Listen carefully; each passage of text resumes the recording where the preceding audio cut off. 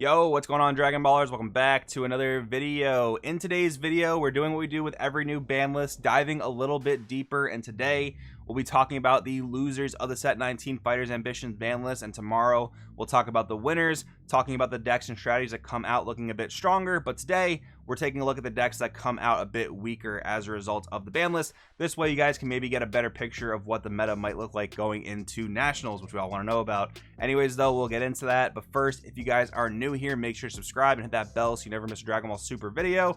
And if you guys want to support the channel, there are tons of ways to do so down in the description. But today guys, if you want to support me, it really does help out if you check out the Patreon. I actually just posted an article today which kind of surmises my thoughts after the first weekend of post-ban list Nationals testing. So I have a few thoughts there that might help you guys in your Nationals testing if you want to check that out, and it really does help out and I really do appreciate it. Anyways, let's jump right on into this thing, talking about the first loser of the Set 19 ban list, and that is the color red as a whole.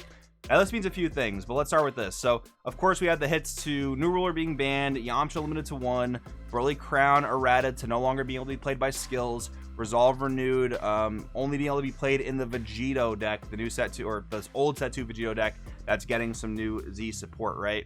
So what does this mean? The overall power level of red is being brought down, and to what my opinion is significantly. The entire color pool of red is being brought down a peg or two. Now what does this mean? I don't think we're going to see tournaments anymore where red is 50% of the field. I don't think that's going to happen. But when we did see that, the two decks were, of course, SS4 Gogeta and Red Sin Shenron. So while the overall power of the color red has been brought down by these generic red hits, there was nothing done on the ban list to disperse the central location of that power, outside of Gogeta and Sin Shenron. I think while the overall power level of red is coming down, I think that the strongest red decks are still going to be Gogeta and Sin, because nothing was done to hit those decks directly. I mean, think about it. When we only see hits to generic red tools, how do we evaluate red decks that have access to all the same red tools now? You have to look at the archetypes and their power and compare them that way. Gogeta and Sin are still the strongest archetypes. Compare them to the GVT Trio deck coming out in Set 19, as well as the Android 13 deck in Set 19. I wrote up articles about this. I think that Android 13 in particular out of Set 19 is a really cool deck, does some powerful things, has a really strong 1 energy play where you play a 30k dual attack double striker. GVT I don't think is nearly as impressive. You're basically just playing a bunch of 19ks for 1 energy and your boss monster is super unimpressive.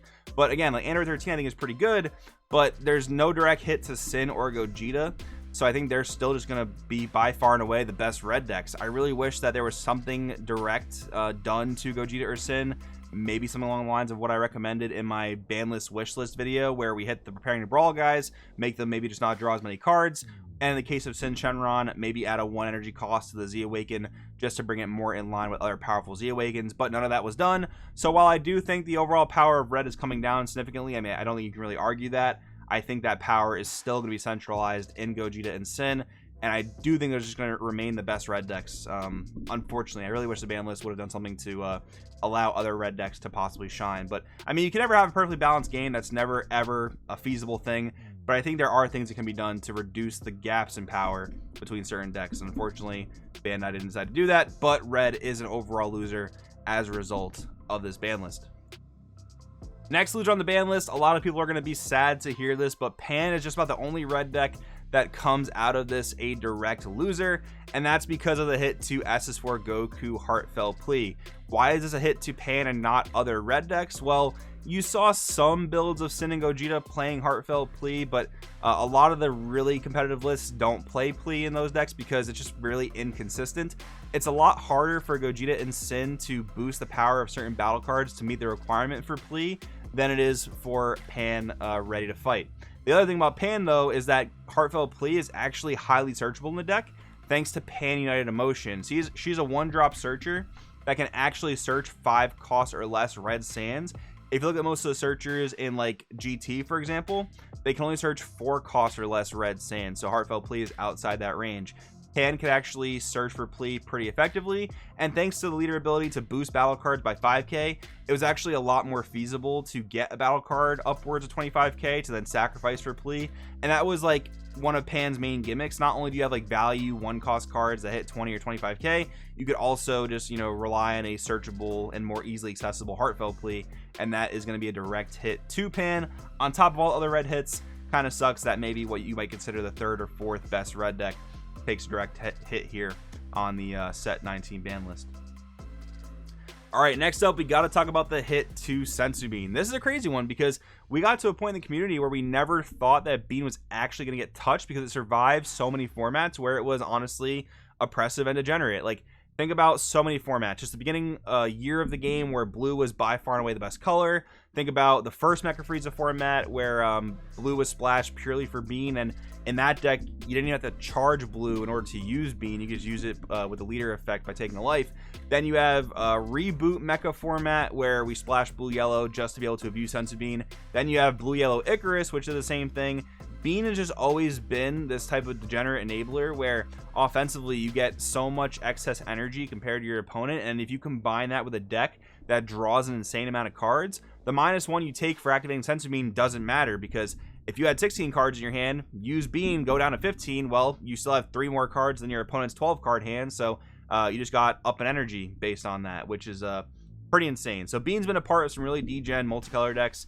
I really wish they would change a little bit of design philosophy where they make other cards that are not as strong as Senzu Bean, but give us more of a reason to splash other colors. Like, there's no reason to play green yellow outside of a pure green yellow archetype. Like, if I'm playing a green deck, maybe I can splash yellow to play like Giant Ball or something. That'd be kind of cool, but I wish I would make more cards like that. That's a bit of a tangent. Anyways, talking back to Senzu Bean, Blue Gohan in set 19. If you have not played this deck yet, it's kind of wild. Like, it reads really weird considering that the leader wants you to have like 0 to 3 cards in hand every single turn, but the leader is so good at refueling, and the deck and the archetype is so good at spamming a board that offensive Senzu Bean was actually highly degenerate in this deck, and that's probably the reason why they finally went ahead and axed Senzu Bean as far as like offensive capabilities go. Now it's only usable defensively.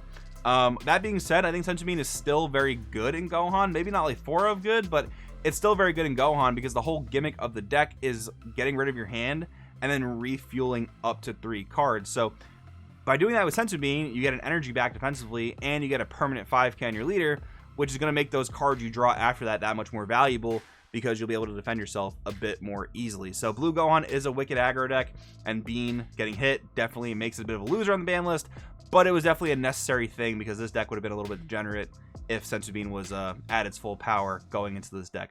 Another deck we have to talk about, which is one that you guys are unfortunately never going to be able to see if you really like seeing like new and innovative decks, that is Red Blue SS4 Gogeta. I know a couple people in the community kind of caught on to this build, but it didn't really have a chance to actually shine at tournaments yet. But Red Blue Gogeta, at least from our team's testing, was looking to be the best form of the deck, and it was such a simple thing you can do. Just make room in your deck for 4 copies of SSG Vegeta Divine Restraint and 4 copies of Senzu Bean, and you had a SS4 Gogeta deck that was way more explosive and way more aggressive. Like, we all know for the most part that Bean synergizes very well with dual attackers, and guess what? Rush Attack Vegeta is a dual attacker that you essentially have 4 copies of in your hand every single game, considering how much SS4 Gogeta sets up Z energy. And remember what I was talking about before, where you have a deck that draws a degen amount of cards that utilizes Senzu Bean the best? Well, Gogeta is that deck. You have an 18-17 card hand, add in Senzu Bean, add in aggression, you're doing insane things. So while this deck never got a chance to shine, if Bean went unchecked, this might have also been an insane degen aggro strategy. So overall, probably a good thing that Senzu Bean is gone, but these are definitely 2 losers from that hit. And then finally, we got to talk about the reboot ramp Goku leader. Beerus has been errated to where you can no longer just activate multiple copies of the card and draw if you've already used one that turn. If you guys know the reaction that I'm talking about, this is now nerfed. Basically, once you activate a Beerus per turn, you cannot activate another one via its own effect. So this is a pretty big hit to the deck, because what you were able to do is with excess energy, and we all know that blue has excess energy quite a bit of the time, you're able to just draw a bunch of cards. It was like you were playing Sand Instincts in your deck without playing Sand Instincts in your deck. It was a pretty strong interaction, definitely wasn't intended, so they end up errating the text of Beerus to change that. Now, here's one thing. I kind of already thought that Ramp Goku wasn't a great deck in the previous format, and it had some results, don't get me wrong, but obviously not as much as Gogeta or Sin. No deck had as much results as Gogeta or Sin, but this deck was definitely in a rough spot when your opponent is playing something super aggressive. And now that you've taken the ability away to draw a bunch of cards, I think the deck even has more inherent problems, because in my opinion, this deck is only as good as how many Zeno super combos you see per game. And the deck's draw power potential was just like completely cut off at the knees. Like, you just don't have nearly the amount of draw power that you had with this leader before that. So I think this is actually a really significant hit to this deck. Now, if the format slows down, theoretically I think this deck would become better, because blue ramp decks just become better in slower formats. That's just the way and nature of the type of deck it is. But again, like, without this inherent ability to draw way more cards, you're not seeing nearly as many Zeno super combos, so you're not turning those Beerus ramps into permanent ramps. So I think that's actually a really big hit to this deck. Can this deck recover past that? Maybe. I mean, I think it's really interesting to look at decks that have their own inherent form of ramp besides like SS4 Vegeta. I've talked about that many times on the channel, where I don't love the fact that SS4 Vegeta's ramp is tied to doing damage, because if your opponent has early negates or early blockers or just high amounts of combo power for no reason, you're not really going to be ramping there. This leader helps fix that problem a little bit by playing Beerus the Visitor and the Whis that searches it, but again, like, you're not turning that to permanent ramp unless you draw Zeno Edge of Space, which I think is a big problem for this deck now the draw power is severely limited. My pick is still for Beerus ramp. If the format slows down enough, you want a blue ramp deck, I think Beerus ramp is really, really good. I've talked about that before on the channel as well, but those are just my thoughts. But anyways, guys, these are some of the losers that I've seen from the Set 19 ban list. If you have any other ones, drop them down in the comments below so we can get that full picture of the meta going into Nationals. Tomorrow we'll talk about the winners. Thanks for watching, and I'll see you guys in the next one.